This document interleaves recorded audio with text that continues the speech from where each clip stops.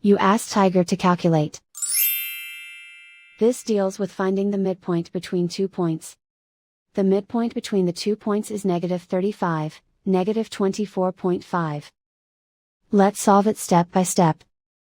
Plot the 2 points and calculate the midpoint using the formula.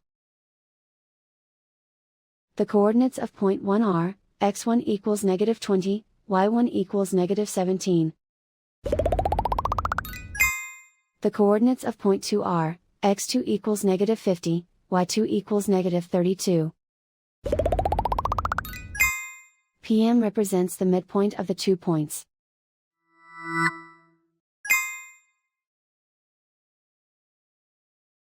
Use the x values in the midpoint formula to find the midpoints x. x1 equals -20. x2 equals -50. Simplify the arithmetic.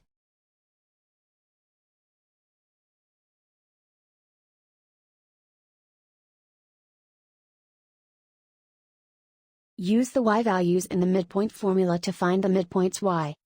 y1 equals -17. y2 equals -32. Simplify the arithmetic.